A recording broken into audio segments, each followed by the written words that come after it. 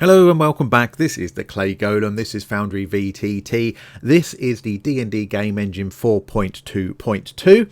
So the latest, most up-to-date version of the game engine. In this video, what are we doing? So we've had a question. Rich NCSU asked a question on the previous video. He actually asked two questions about upgrading the game from the 3.3.1 and some of those debugging bug fixes things that I was talking about that I need to do this weekend, walking through my items, make sure everything works. So going to start in reverse order. So his second question was, other than being able to use those 2024 compendiums, so that's the PHB, the DMG and the very soon to be released monster manual, what are the advantages of making the jump? There probably aren't any. In all honesty, if your game is stable and it's working on the 3.3.1, then don't update. There's not an awful lot in it for you. But what are the differences in it? We're going to look at that in this video. We're going to show some examples of using those differences to do exactly some of that debugging. If I create a brand new item here, let's pick anything we like. Let's just pick a spell. It doesn't matter for this purposes. So this interface looks different than it does in 3.3.1, and a lot of it is the same, but there are differences. So the way that the updated, so the 4.x version of the D&D game engine, how it handles what it now calls activities is different from the 3.3.1 version, which is why all the mods have had to be updated and things like that. So while this looks different, this front screen, this is just a description. If I click the edit, you can see that you can change the name of it. You can add your descriptions and your chat stuff. That's all fine. If I go to details, yes, this looks slightly different, but essentially it's the same as before. We select our spell level. This is all much neater and easier to actually use, I think, anyway. You may or may not agree with that. That's fine. So we can use this to set, has it got verbal components? It's a fourth level spell. I clicked on the wrong one.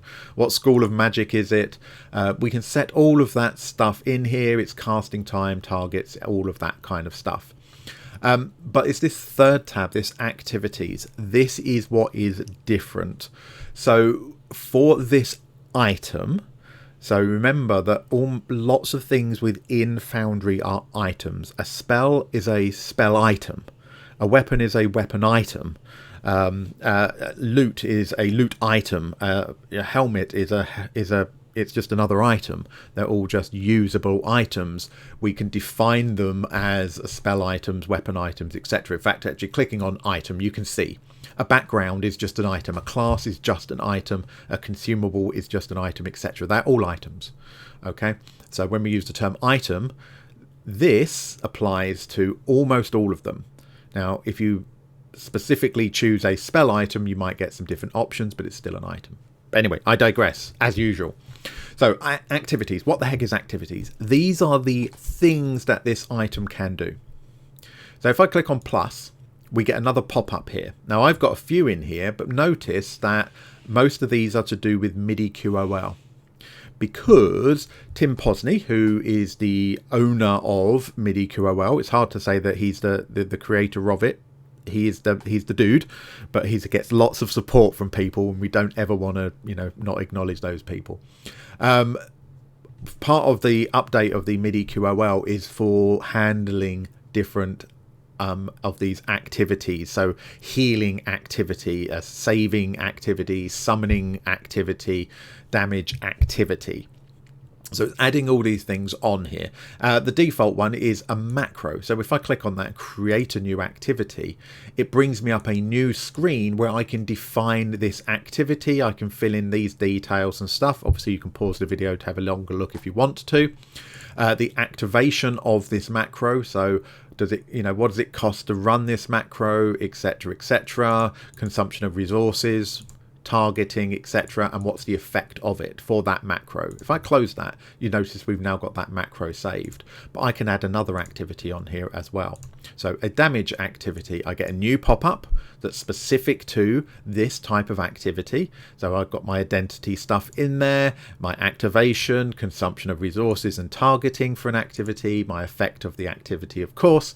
And because this is not a macro, we've also got access to the midi-Qol, because that's what I've got installed for other things like use conditions, active effect conditions and things like that. So we've got a lot more power that is coming from midi-Qol rather than from the game engine itself, and that's not dissimilar to what we had previously, the midi-Qol extra bits.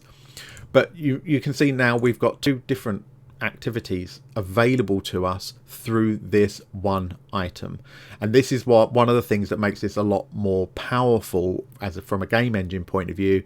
Is it's no longer one item, one activity. They didn't call them activities before, but it was like, you know, you had a sword, it did this. Now we have, it's a sword, it can do this, and it can do this, and it can do this, and it can do this. So it's much better way of layering different things it can do. So you might have a sword that on command it can flame, you know, and become a flaming sword. Okay, an activity is going to be the fact that it's got the flaming sword, the flame damage and everything else. A different activity might be that it sheds light within a certain radius. And you may want to be able to activate those different things at different times, turn them on and turn them off separately rather than together. Much easier to manage that now. And yeah, you can just, and maybe we'll make an item like that at some point to kind of show you from the ground up. I don't want to get too distracted. So if you are doing a lot of this fiddling around, creating your own items or trying to make things, you know, if that's your bag, if you enjoy doing that, this is definitely a much, much, much better tool for doing it. So that is the reason that you might want to upgrade to the D&D engine 4.x as opposed to staying on 3.3.1. If you're comfortable with 3.3.1, got to stop saying that. If you're comfortable with it and it's working for your game and you're not interested in the built-in PHB DMG monster manual, then don't upgrade. Stay where you are if it's working for you. It's, you know, we always feel pressure to update. Don't. If it works for you and your players, stay where you are, because that's what we're here for. That's the important part. Don't give yourself a hernia trying to fix all of these things. So that's essentially the difference between the two game engines. Yeah, that's really simplified. It's in a nutshell. There'll be people kind of going, oh, you didn't say this and you didn't say that and you didn't say that. Yeah, correct. But from a running the game point of view, there's not a huge amount of difference. But it does give us more options. It does give us more flexibility. We can do some cool stuff. And that brings me on to actually the first question that Rich NCSU had. Can you point me to any of your past videos that walk through this troubleshooting that I talked about in the previous video about going through those items and make sure they all work now I've upgraded, and how to address each of these pieces? The animation's not working, the effects aren't applied properly, the resources aren't consumed, etc, etc. So when you get an item you go, oh blimey, that's not working, how do I fix it? And I did reply to him and say, oh yeah, actually there are lots of examples of that throughout videos, but they tend to be buried in things, and they're all based on the 3.3.1. So what we're doing in this video, in the next sort of like few chapters and things in here, this might end up being quite a long one, but there will be chapters so you can jump, is we're going to look at some, I'm going to go through my characters, I'm going to find where I hit a problem and go, oh, this one's not consuming resources properly. And then I'll come back to you guys and say, right, this is the problem. And then we can solve that together on a screen so that when you encounter it's not doing resources properly, you can watch that, jump back to this video, jump to that section, watch that and go, and now I know how to debug that in the 4.x version of the D&D game engine, because that will be slightly different. And in fairness, you know, I've only recently updated to this for my live game, so I need to do this anyway, and I need to learn this properly myself. So this gives me a really good excuse to learn that properly. So if I can't explain it to you guys, I don't know it well enough to fix my own game. So that's what we're going to do. So with no further ado, and thank you, Richard NCSU, for actually prompting those questions and things, yeah, go and have a dig and find it in other places. But this is going to be a more summary video for you to be able to jump into and probably come back to refer to in the future when you hit a problem. You know, bit of a help you whenever you need it sort of thing. I can stop rambling, right? This is going to be a long video. I've got to get better, more efficient at this. I will see you very soon once I found my first problem. Alright, I'm back and I found our first problem. So this chapter is going to be about dealing with resource consumption. So limited uses per day, that kind of thing. A wand of magic missiles that only recharges at midnight, that kind of thing. So we're going to be looking at those consuming and recharging of resources. Now, I've gone through. One of the good things for updating is some of these items now, because I'm using the PHB versions, 2024 rules, they got some built-in automations that make them work much better. So I had this character. So this is Corvus or Merkin, one of my actual players in that I didn't put in the last video. He's most upset about that. So apologies, sir. You're front and center in this one right now. Yeah, things like holy water, it didn't really do anything. Pulling directly from the PHB, it automatically works. So that was fine. I tested that. So I'm going through literally every one of these items and testing. I got to torch. Torch doesn't work. It doesn't do anything. I replaced it with a torch because I've still got my version of the Gambit's pre-made torch, which is my favorite thing. And how that works is if you click torch, it asks you if you would like to light that torch. If I say yes, it gives me this lovely little animation. You may have seen this before if you've watched my videos, and I went all a bit gooey over this. This is my favourite thing in the whole universe. I'm just so in love with this. It's got a little torch. You can see it's animated, and it does indeed work. And then to extinguish it, if I just click on torch again, it pops up and asks me if I want to extinguish it, except it hasn't. And the reason is the resource consumption is broken on this item. So this is to do with updating the game. Gambit has not, or he's remade it, but it's not released. So I'm using his old version of this torch. It doesn't work in the 4.x version of the game. And it's the resource consumption that's broken. So let me just manually get rid of that. Okay, get rid of his torch. So if we look at this torch on this line here, you can see he's got 3 torches and it's got a number of charges. 0 out of 1 charge. That's why it wouldn't let me click on it again, because it went, well, you clicked on it once and it used the charge and now it's got none left. So when you clicked on it again, it instantly says you've got no charges left. That's not how that should work. If I give that 2 charges, no, it's not going to let me do that. I don't want to use bread. It didn't let me do that. I'm sure that did a moment ago. But anyway, he's got 3 torches, so he should be able to re-click the torch and light a second one and a third one, etc. Yeah, it's just not quite working. So that's the kind of thing about resource consumption that we need to have a look at. So if I open this, we've got our description.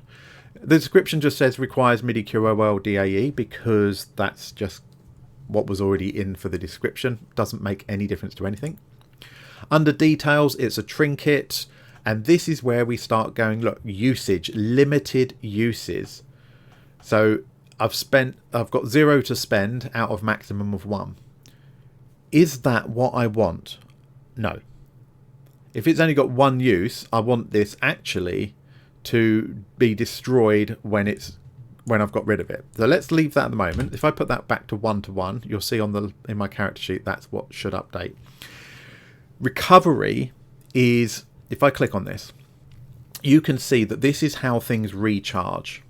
So it's got a limited number of uses you can use, and then it has an option for recovery. So you can see here, it's quite small. I'll try and remember to zoom in. Recovery. When you have a long rest, something happens. A short rest, something happens. Each day, at dawn, at dusk, special. So at start of, so when you roll initiative, it will do some level of recharge recovery. At the start of a turn, end of a turn, every turn, and then there's a final recharge. So long rest, what recovery options we got? It recovers all of its uses, it loses all of its uses, or a custom formula. And a custom formula might be something like 1d6. Yeah, so when you have a long rest, it recovers 1d6 uses. That's what this is for. So if you think about Wand of Magic Missiles, it recovers, for that it's normally things like at dawn it will recover 1d4 charges, something like that. Yeah, that's exactly how this works. That's not applicable to what we've got here. Okay, so we can get rid of that. We've got limited uses, 1 out of 1. This is not working how we want it to. Are there other places where it talks about usage? And this is where these things can get confusing. Activities, MIDI utility here. If I click on this one, we've got our identity tag. It talks about measured template here, which is not relevant. Under activation, time. So 1 action to cost to light your torch. Of course, you can change that to be a bonus action, whatever you like. Consumption. Item uses 1. Target this item, 0 charges. So this is what this part is saying, is that once you've used a charge, this item now has no charges. You can't use this item again, regardless of how many of this item you've got. And that's where it's getting slightly confusing. And you can see, for example, oil has 1 charges, rope, tinderbox, etc. Water skin, 4 charges, all sorts of options in here. Because it can look to other items. So for example, water skin. Every time I use this torch, it takes a charge away from the water skin. That obviously doesn't make sense. But when you think of things like a monk has a certain amount of what are they called these days? Or a sorcerer has a certain amount of sorcery points. You want to drain from that central pool of sorcery points, even if you've got multiple activities that rely on sorcery points. You don't want to drain it for that activity. And I've got an example of the token, the totem spirit that my druid uses, where I couldn't do this very easily before updating. So this consumption thing is probably I want to look at. Limited uses, scaling consumption. So we've got 2 places we can do this. So this is where we basically need to play with this. And I don't think, item uses, activity uses, I don't think that's relevant. I don't think that's what we want to use for this. So I'm going to get rid of that. We've now got limited uses is blank. Targeting, don't need to worry about that at this point. And I can get rid of that. And I still got this limited uses here. So let's see what change that makes when I try to do this torch. Let me recharge it. Use the torch. It lights it. Boom. That's what I want. It hasn't reduced that charge now because I don't want it to. So when I click that torch again, it now asks me if I want to light a new one or extinguish. If I extinguish, fine, the torch goes off. That's how it should work. We've got 2 torches. If I light a new torch, boom, I've now got 1 torch. So it's reduced the number of torches I have in my backpack, but it's not giving me that issue. Let's extinguish that again. So the torch has gone out. I've still only got 1 ready to use. So it's not giving me that error anymore. So that's fixed. Okay, so that's... And if you're not sure whether it's this bit, blimey, what happened to my voice there? This bit that you need to fix in the details about limited uses, or if it's within the activity, generally it's the activity one, but just try it. And if it doesn't work, fine. Remember, if you're going to mess with it a lot and you don't want to damage the original item, clone the item. I'm playing with the one that is on the character Merkin. I'm not playing with my one that's actually in my item list over here. In fact, it's in that folder over there somewhere. Yeah, it's one of these. I'm not playing with that one. So if I mess this one up, I can just re-add it as a fresh and fix it that way. Okay, so that's number 1.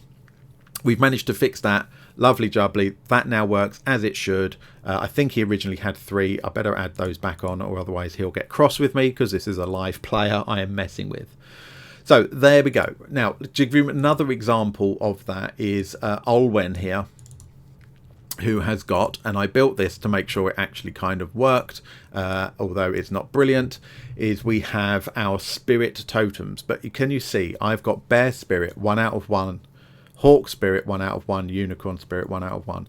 Now actually the druid can use the totem spirit once per short rest, and each time they use it they can choose whether it's bear, hawk or spirit. The way this is set up, this says you can use bear spirit once per short rest, and hawk spirit once per short rest, and unicorn spirit once per short rest.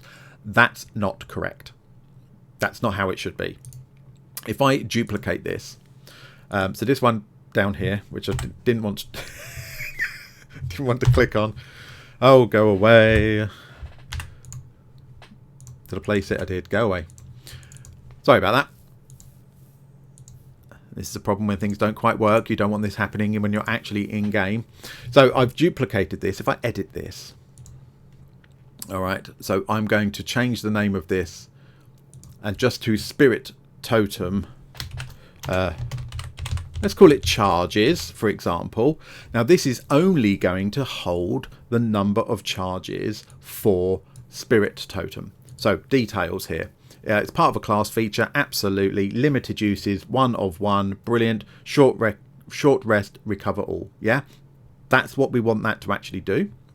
Activities, I don't want it to do the heal activity, because this is purely going to hold the charges, the number of times this can be used. What effects does this one have? It doesn't actually have any effects. It's purely to hold that number of charges. Advancement, I can add on and say, well, actually, as this character goes through levels, the druid level will determine how many charges I've got. So I could add that on, out scope of this video right now. And I've got midi-Qol settings. I just want to make sure that that's not going to do anything, because again, all we're interested in is the number of uses for this, and that recovery of short rest, recover all uses. So I've just created a brand new item that is only to do that. Now if I cast my bear spirit and I use that, boom, it's going to cast my spell, it's going to work, it's going to give them their, notice they got their temporary hit points that they get from casting that. Totem bear spirit now has 0 left of 1 charge, but our totem spirit charges is 1 of 1 still. So we're taking from here, from the bear spirit version, rather than taking from the totem charges. So we're going to edit bear spirit here. Now doing this on the fly, I haven't practiced this one, so this is a proof that I actually know what I'm talking about, or I may not. Now this isn't going to have limited uses. I'm going to come back to this. I want to come to activities. I want to check this activity here, which is what's doing the temporary hit points thing. I don't need to worry about the activation time. That's all fine. It's the number of uses. Item uses, number 1, and it takes from this item. Is it that item? No. Spirit totem charges. That's where I want it to take from, right? Targeting, just don't need to affect any of that. So let's close that and try casting that again. Spirit totem charges is now 0. If I try to do this again, you can't quite read it, but the red bars come up saying no uses left. So it's now appropriately pulling from the totem charges rather than from itself. So now I just need to get rid of the fact that this says that it has its own charges, because it doesn't. And this itself doesn't recover because it doesn't need to. And that hopefully will do that.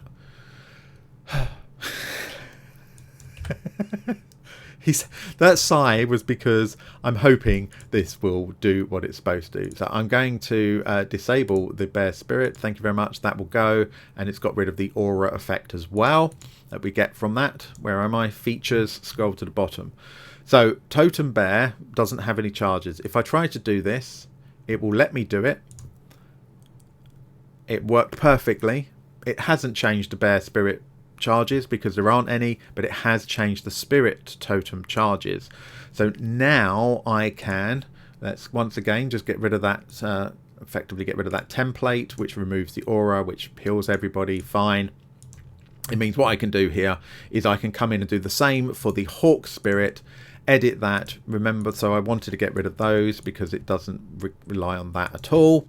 I wanted to go to the activity, and in the activity I say, hey, when you are using this activity, yes, use one, but not from this item, use it from the Totem Spirit charges. Thank you very much. Close that. And then I should be able to do the same with the... Oh, that's interesting. Hawk Spirit says nothing. I obviously... Yeah, I wanted to delete those, not leave them as 0. Thank you very much. That's better. And I want to do the same with the Unicorn Spirit. So, again, in the details... I don't want those. I don't need recovery. Thank you very much. But in the activity, in the heal, where it's got the consumption, I want to change that item to take from the spirit totem. Thank you very much. Bosh, bosh, bosh. Now, none of those have charges. We only have this one at the bottom. So if I use Unicorn Spirit, I'm not sure I automated this anyway. Boom, I've got my animation for it at least. I've got that. That's all worked. It's taken my totem charges. I forgot about that animation. But I've got no charges now. So now if I try to do Bear Spirit, it won't let me. So that's one that I've been meaning to fix for absolutely ages. It wasn't impacting our game. That player knows that they can only use one of those per short rest. It wasn't a big deal. But now that actually works much slicker for that player. Yes, just checking. I need to reset that back to where it was. I do need to make sure that I take that off of that individual. So that's 2 examples where we found the torch that is consuming itself when it shouldn't consume itself at all. And we've got that spirit totem where it's consuming charges from itself, where actually we want it to consume charges from a central bank. And that applies to things that will affect sorcerers' points, whatever the heck the monks, what do they used to be, key charges or something like that, affects those, etc. So that's how you do it. And it's really quite easy in the 4.x version of the D&D game engine. It's just much slicker. You've just watched me do it. Those are the things to play with if it's not working the way you want to, and hopefully you can fix that. Alright, so I've been through a whole of Merkin's backpack and looked at all of his stuff, and he's all good to go, no problem whatsoever. Now, most of the little issues I'm encountering, of course, are to do with items that have been added to the characters as in equipment type items. So, yeah, the torch and stuff like that. Because we can do, of course, with CPR, we can do the med kit, and it's bringing a lot of those things up to date. But it's where we've got stuff we've made ourselves that obviously aren't CPR items or other things like that. Now, with the 2024 rules, some of these items I am deleting and replacing with the ones from the PHB. Now, I need to be a little bit careful with that because we're playing using 2014 rules, and if I bring in items from the 2024 rulebook, I might have a conflict. Some basic items, it makes no difference. They work the same. It's irrelevant. But the items in the PHB are coming in with automations and things like that we're not getting from the standard ones from the SRD that we had in 3.3.1, if that makes any sense to you. Try and keep up.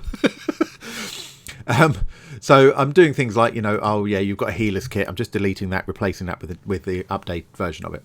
And I did realise, of course, is I fixed the torch on Merkin, and then Irina's got one and it doesn't work because, oh yeah, I fixed the one on Merkin's character sheet. I didn't fix the one in my item list. So I've deleted my ones from my automated items, and I've now put in the one from Merkin that works, and then put that working one into Irina. If that makes sense to you. So yeah, if you fix it on a character, it will only be the version on that character that gets fixed, not the ones that you use elsewhere. So I know that torch now works. Okay. So I can add it to any of my characters, delete every torch I've got in the game, and make sure I use my automated one. That'll be fine. So the other problem that I hit was my furtive fire starter, which is something I made for Curse of Strahd. It's an item that specifically only exists in there, and I made that, and the idea is that you can use it to light a limited fire. And you may have seen this a couple of times. I've accidentally just targeted directly on her face. Poor lass. But it's not doing the light. So it was doing the light thing. We've updated our game engine, and now it's saying, hang on a minute, well, we do things differently now, and that's not working. So this is one I need to fix. I'm going to go into edit and I'm going to look at my item. Now I created this item, so it should be easy to fix, right? Don't need to touch description. The details don't change. It's still a magical lights, or still a magical item from that point of view. Don't need to attune it. All of that stays the same. It's the activities in here, because I don't really have any effects apart from that one. It's the activities, and this is a MIDI utility. So that's how it's automatically converted what I had into being an activity. So clicking on this, what has changed? So, well, the shape is an emanation, okay, and the range is, it gives a 10 for emanation. What it's done is it's removed my light, and the light was done by using a region that I changed the brightness of the light in that region. So you can see attach region to template, and that's not ticked. So it's part of the upgrading the game. It's undone that. So I can tick that to say, yeah, I do want the region, thank you. And I'm going to configure that region. What is the behavior that I want this region to actually do? So I mean, I can do all sorts of things. I can suppress weather in that region. If I've got a magic item that protects you from weather, suppress weather would be brilliant, and you can just go around in this small dome of non-weather. I want adjust darkness level. I'm going to create that region behavior, and I am going to brighten modifier, brighten it right up in that area. That's the way that I made it originally. So we've got that adjust darkness level. That is now part of that region. So that should work. Let's try that again. So I've accidentally slapped it right on the face again, but hopefully, has that worked? It looks like it's worked. I'm not convinced that worked. I'm not convinced that worked at all. Hang on, let's try it once more. So furtive fire starter, it's defaulting to doing on her as well. Okay, it wasn't because I had her targeted. So I've not quite fixed this one, have I? Should have rushed that. Should have looked a bit closer at it. So, right, the activity it's doing. Let's look at that. Identity, I don't need to change that. I do want a measured template. What time? Well, activation cost, it's one action to do. That's fine. That's not a problem. It doesn't consume any resources. That's all absolutely fine. The targeting is self. I don't want that. Let's say, yeah, because I don't want self. Let's give it 5 feet. So basically I can place it next to me. Yeah, because that makes sense. You're going to light it at your feet, not actually set fire to your feet. Targets, it doesn't matter any. In fact, just leave that off, okay, because it's not targeting as such. All right, so hopefully we fixed that. Dimensions 10 feet, configure template, adjust darkness level. Maybe I didn't do that correctly. I've got brighten on. Maybe it's having trouble brightening it because it's not dark enough in this area. Let's make sure we make the room dark. I think I've got, yeah, let's make the whole place darker. It'll be much easier to see if that's worked. So in theory, that should now work, right?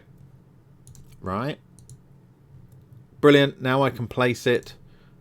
And there we go. So now you can see much clearer. It's giving us that area of light that we would expect. Of course, because it's an area of light, if it's in broad daylight, you can't see it as well. So darkening the whole thing, that's made a huge difference to that ability. And you can see that actually working now, which is good. Now I set it a range of 5 foot, right? What if I tried to put that over there? It will allow me to do it. Yeah, I was wondering if it would complain and go, oh, you can't reach there. In fairness, I didn't have my token selected when I did that. It's going to deselect my token anyway. So it's not making that it's not making that check. It's not challenging that. That's fine. I don't care. It's not that important. You know, if they say, oh, I'm going to go light it against the wall, do I need them to move their token over there to do it? I don't. It's fine. It's fine. But, right, so that's another example of how we can fix things like emanations, or rather, in this particular case, if you've got an item where you need the effect attached to the template, attached to the region, that's how we do that. Right, that's another example. I will carry on and I'll come back. I won't show you the same things again, but I will show you if I encounter new stuff. And I will see you soon. Okay, I'm back again. It's actually a couple of days since the previous chapter bit you've just been watching, and which we've had a game session between then, in Curse of Strahd, that is. And I've discovered a bit of a problem with one of my abilities that, because of the nature of this video, it's worth looking at. Because these are the kind of things that you need to debug, and we've got a couple of extra bits here to look at. Now, we did look at the Totem Bear Spirit, and we split that out, so we've got this. If I move that so you can see it better, we've got this spirit totem charges, and when we use any one of these spirit totems, it removes those charges. That works perfectly, lovely jubbly. But I didn't test the rest of it, and it was working beautifully, but with the update there's a little bit of conflict and it's trying to do too many things. Let me show you what I mean. So the druid is going to we're in mid-combat. I know she's already used this. That's fine. I'm going to undo it all. You can see it says already used the bonus action. We're going to place that template. Now that template is going to cover the monsters as well as the players. So let's put that down. Thank you very much. We should get a little bit of animation, a little bit of graphics going on. Absolutely. And you may have noticed that we now have this little symbol up here on all of these characters showing that they're within the aura of this. What does that aura do? Well, if we pick on this guy, this Twig Blight here, this aura that he's got will give him an advantage on strength checks and strength saving throws while he's in that aura. It's also given him 8 temporary hit points. So it's giving the functions that we want it to correctly. It's just giving them to the wrong people. It's giving them to everybody, and it wasn't doing that before. So this is the kind of thing that you might encounter and you're kind of like, I need to debug that. So now I've got to go through and I've got to remove that from all of, well, I haven't got to actually.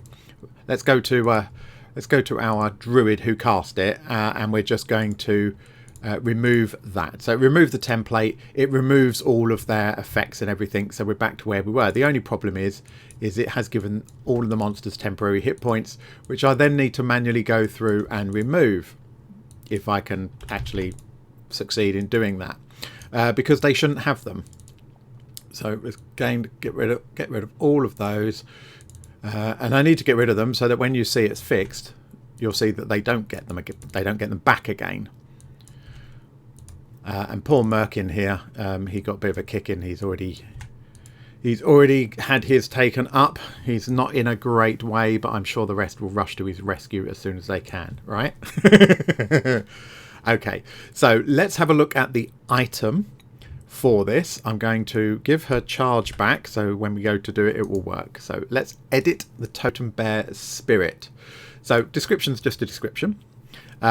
We know what it's going to do. It's going to be temporary hit points of 5 plus your druid level. In addition, you get those advantages. Under the details, there's nothing we need to change here for this particular thing. Under activities, we have the midi-Qol. Now, it's not a heal, it's the temporary hit points, but it uses the heal function. We're going to have to look at that because that's applying to people it shouldn't do. And under effects, the effect that it's giving with the advantages on your strength saving throws and skill checks is coming from that. Nothing in advancement, and we don't need to look at the midi-Qol setting. So let's look at this temporary hit point bit first. So identity just tells you what it is. We don't need to worry about it. But under here, this targeting, this is part of the problem. Because what it's saying is it's got a range of 60 feet, it's got no target, so it targets everything. Which is why the bad guys are getting targeted with the temporary hit points. This is easy. Now, you can change this to whatever is relevant to you. Mine's ally. That's it. Every ally it will apply to. That's within the template, of course. That's that one. That's all I need to do for that. I don't need to worry about this. This is correct. The formula 5 plus the class druid levels. That's all good. So it shouldn't apply the hit points now.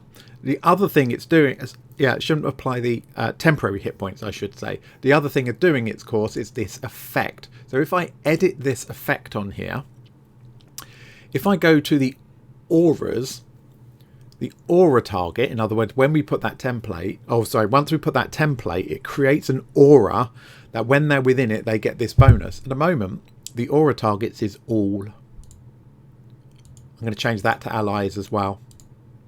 So all I've said is the heal applies only targets allies, and the aura effects only targets allies. That's all I've done.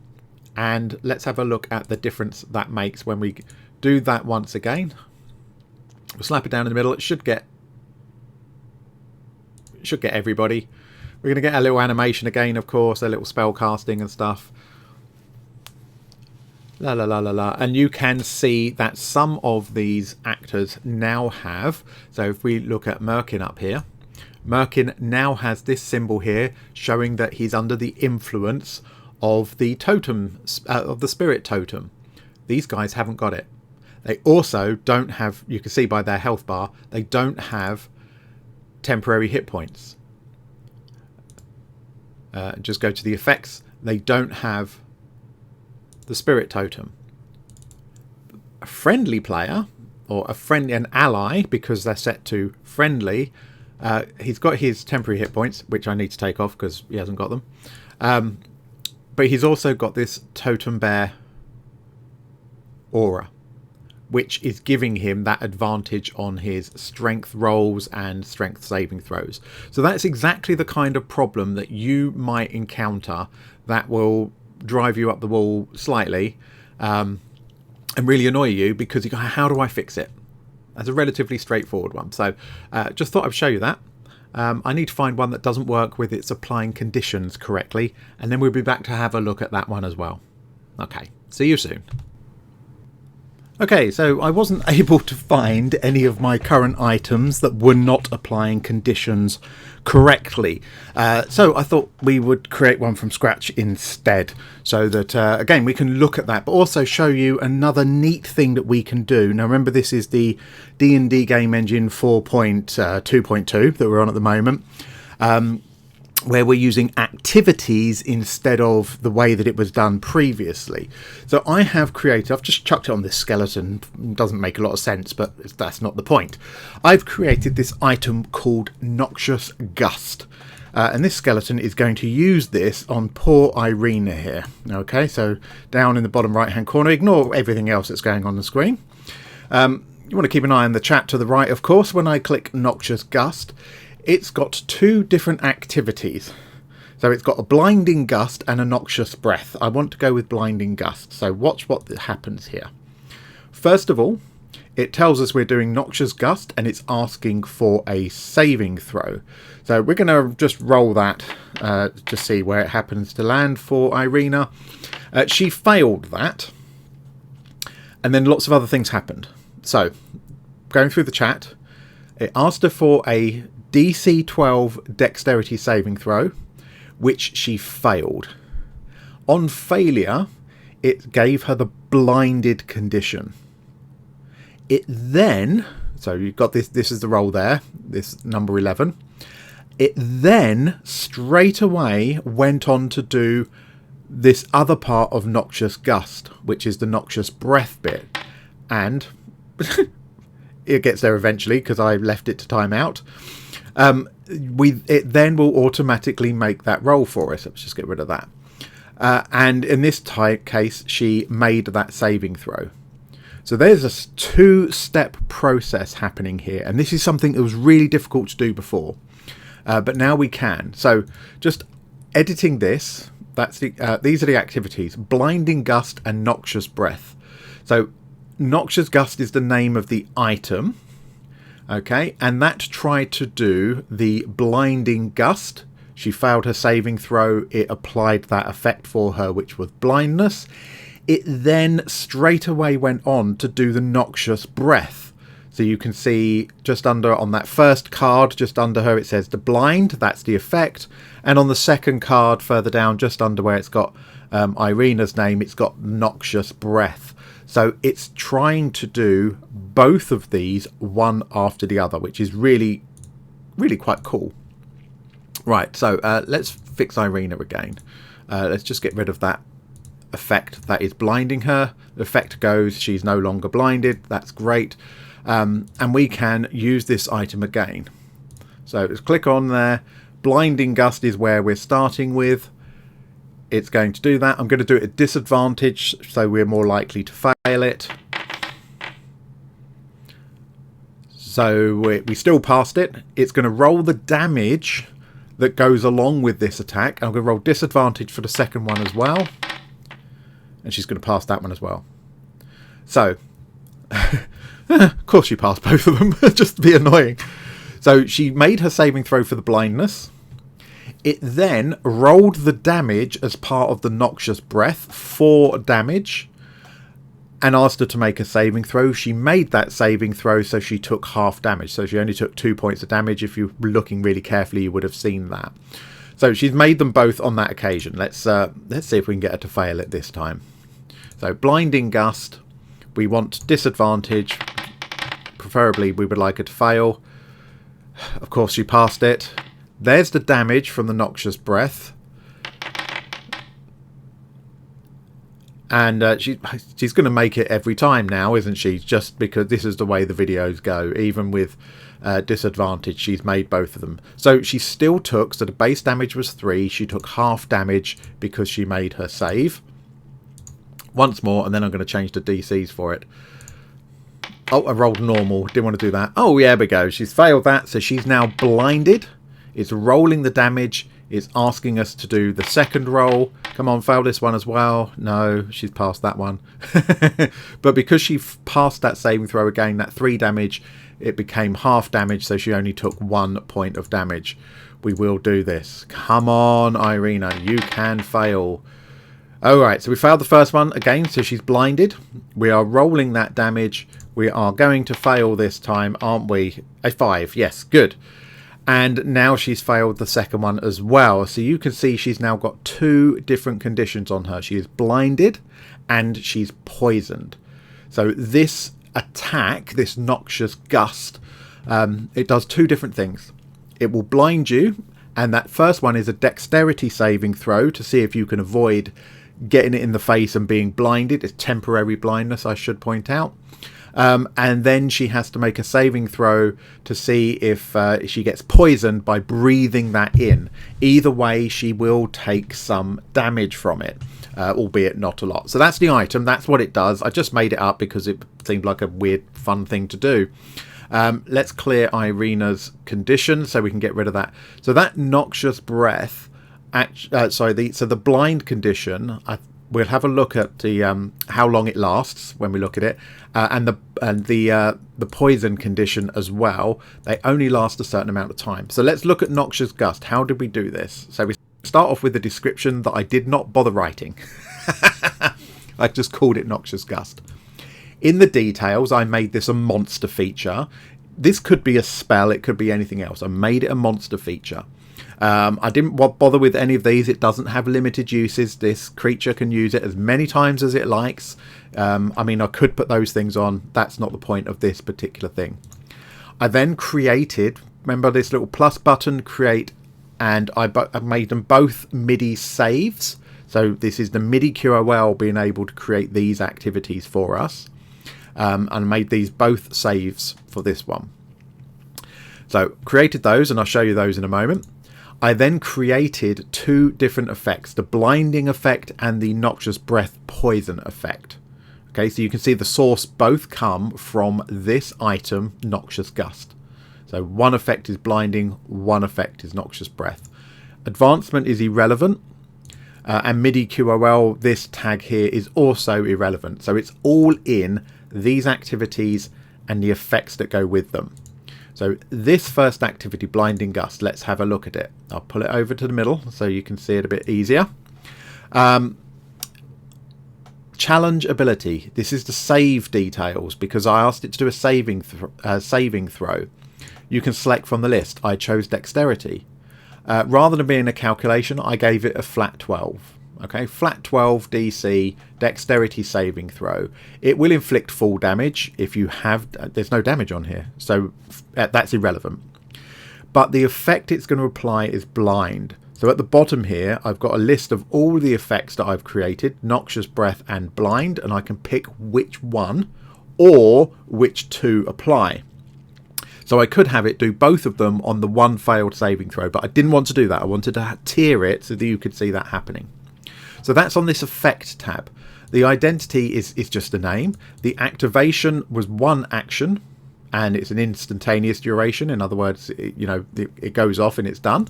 I've got no consumption on here, and I've got no... and the targeting here is, one creature 5 foot range. Okay, so just like a melee attack, basically, to be able to do that. It's all about this effect, which is about the saving throw that is needed, because I chose a MIDI save activity. I can put damage in there, but actually this was about applying the effect.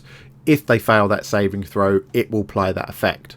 Now, interesting note, at the bottom there is additional settings where you can say always apply. This effect will always be applied even if they succeed on their saving throw. So you can do it that, oh, you've made your saving throw so you take half damage, but you still get the effect. Or however you want to do it. You can do that. So the saving throw could be damage only related rather than the effect related. In this case, if you dodge out, if you manage to turn your face away, you don't get blinded by this Noxious Breath right in the face. So that is this first activity here. Now the Noxious Breath activity is very similar. So again, we've got nothing really on the front page we need to look at. Activation is the same, not that relevant for the targeting. The consumption, again, not relevant, and time not actually relevant. Notice this has no activation cost because we're not using that straight away. Okay. The effect, again, challenge ability for this one is Constitution. I just chose it from that list. For this one, it's Constitution. And again, I gave it a flat DC of 12. This one, I said damage is half. Make the saving throw half damage. You just saw that in action. And by clicking on this create damage part, this little plus next to damage, I gave it a 1d6. And then I chose a damage type of necrotic. So that's how we can apply damage. And then at the bottom, the effects, I've got that choice between blind and Noxious Breath. I've chosen Noxious Breath because I did blind before. Okay, so hopefully that's really quite straightforward of what's going on there. Nice and easy. And again, on the MIDI bit, I've got nothing really going on here. So we can pretty much ignore that. So the question is, before we look at the effects, how did I get it to run this Blinding Gust and then automatically do Noxious Breath? Because this is the clever part. Well, I mean, it's really straightforward in this version of the game engine, but previously that was really a pain in the bum to do. So let's look at Blinding Gust, and we look at that MIDI tab again. So there's things like MIDI conditions and things like that, but what we did here, target confirmation, use MIDI settings, trigger activity. Once this activity is complete, you can select any other activity on this item to trigger. So that's what I did. That's all I did was do that. Now you can put some conditions in, so basically trigger Noxious Breath but only if. So you can have it that it will only trigger the Noxious Breath bit if they fail the dexterity bit. You absolutely can do that. And I've got the targets for the triggering item. So when it runs the other one, use the same target. And roll as the same person who originally made the roll, but you could get it to do something else. The first target that was hit, the first that failed its save, etc. There's choices in there, but nice and easy, right? Lovely. Note in here there's also the ability to override things like immunity and resistance. So if it's a magical fire that overrides fire resistance, you can do that. You can say, it will ignore any resistance, so resistance to necrotic damage, because this is what this item's doing. Cool. Let's look at those effects. So the first one is blind. This is really easy and straightforward. Go to the details tab. This is what you need to see. Now when it starts, that box will be ticked, because it was saying that when you use this item, it's going to apply it to yourself. We don't want to do that. We want to apply it to our target. We want to apply it to Irina or whoever we're targeting. So untick that one. And then down here, status condition. Pick it from the list. And there's loads. There's disease, there's encumbered, prone, petrified, transformed, unconscious, bonus action used. You know, so I could have had this that it breathes its noxious breath and it automatically takes away your reaction. So you can't use your reaction until your next turn. You can do that. You're too busy choking and spluttering, you have no reaction. I chose blinded just because it's an example. Doesn't matter what I chose. On the duration tab, this is how we can pick how long this works. And I've just got it for 1 round. So you're blinded basically for the 1 round. You're stumbling around, which essentially means if this creature uses this thing on a player, that player is blinded until their next go. So they spend 1 of their combat rounds blinded. Yeah, it's not long enough to bother using a spell on. It's a bit mean, but there we go. So yeah, duration, I just put in 1 round.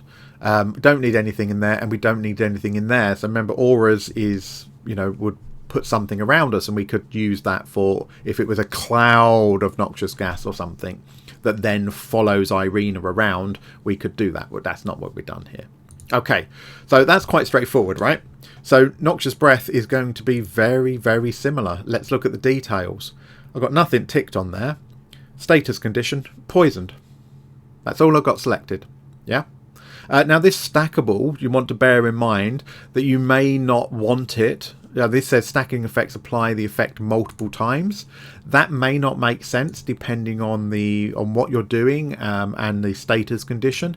If you've got something like, if this was giving exhaustion, wherever it is, there it is. If you were given exhaustion, you probably would want it. Every time it breathes on you, your exhaustion goes up and up and up until you pass out. That'd be really cool. It's poisoned. Basically, it doesn't affect. It doesn't stack. You're either poisoned or you're not. Yeah. So we can have it like that. Duration, I've not got any numbers in here. What I've selected for this one is under special duration. I click this plus, which gives you a drop down, and there's a whole bunch of things that you can select for the duration. I've picked end of combat. So this individual, you're breathing in this noxious gas and everything else. You're going to effectively be poisoned until the end of combat, when you can get some proper air, get some proper breathing going on in some clean air to resolve it. I mean, you might argue that that's a ridiculous thing. It's just to show you different things we can do. But yeah, so you can do that. This will affect you until the end of combat. Changes not required, auras not required. So that's all the effects are. This wonderful, just pick the status condition you want, give it a duration if you want, or an end condition, and that's it. So really quite simple. 2 different effects, 2 different activities that apply them differently. You absolutely could have 1 saving throw that applies 5 different effects. You can do that. You just keep adding them on effects. You just keep selecting them from here. Whoops, didn't want to do that. Where's it gone? There we go. It's behind it. You can keep adding them onto this list. So blind and then everything else you want. So you don't need to have one activity to 1 effect. But you can have these activities that follow on from each other, and you can have them conditional. You know, if they make the saving throw for blinding gust, it all ends there. If they fail that saving throw, then it goes on and does the other things that you want it to do. So, conditions. If you've got an item that you find isn't applying the condition properly, this is what you need to do. You need to look at the effect, because it's the effect that will be applying the condition, unless you're looking at something that's got a script to it. None of this has got macros or scripts to it. This is just purely doing it through the UI, as you've just seen. But if you're, why is my blind not applying correctly? Well, the chances are you need to check these. It's putting it on the wrong person. Well, if you've got it applying to the actor, applying to self when the item applies target effects, applying to self when the item is rolled, check that you have got these set correctly. And if in doubt, just play with it. Click one on, use your item, see what it does. Go, oh, that's not what I wanted. Brilliant. Untick that, tick a different thing. That really is the best way to learn this stuff. But yeah, ultimately, make sure you get the right conditions selected there. Make sure your duration is going to be what you want. And that's a really common thing. It's like, oh, it applied the condition and then it disappeared again. Well, yeah, because it's instantaneous. You didn't give it a duration. That's a common one. Well, I say a common one. It's a mistake that I've made more than once. So I suspect other people have as well. So there you go. Now, without getting completely ridiculous, if you are looking at your game and you've got a standard item, nothing that is ridiculously home crafted that you've got Gambit to make specifically for you and things, and it's not quite working. So a spell that isn't quite working the way you think it would because it's not targeting correctly, it's not playing the animation you want, or it's playing it wrong. You know, you've got an area animation on a template, you know, like this one here, but it's only playing it very small in the middle or something like that. You've got those little problems. More than happy if you want to drop into the you can drop into the chat at the bottom and just leave a comment and just say, hey, I'm looking at this item and it won't do this. No promises, but it means we can have a look at it together, because if you've got an item that's not working the way you want, chances are everybody else's item isn't working either. So I'm happy to have a little look at those, as long as they don't have scripts and stuff on them, because that gets really involved and a bit beyond my ability to quickly sort of be able to help you with those.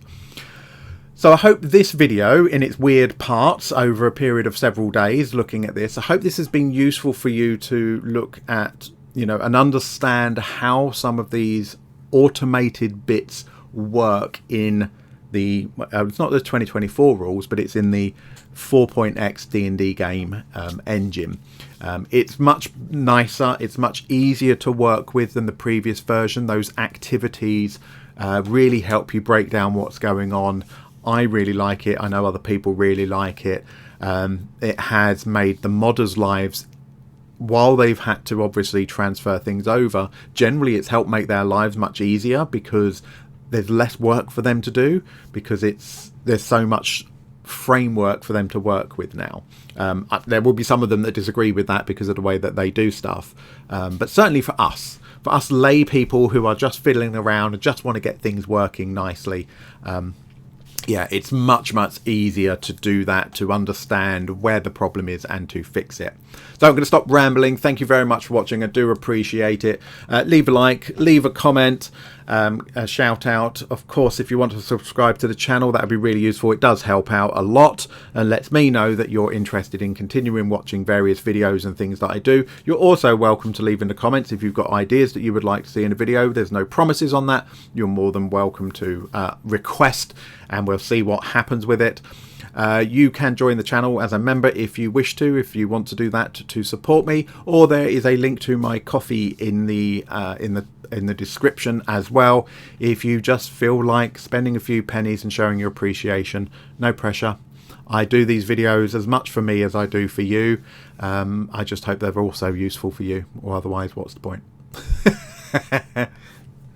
Take care everybody, thank you for watching, and I will see you in the next one. Bye.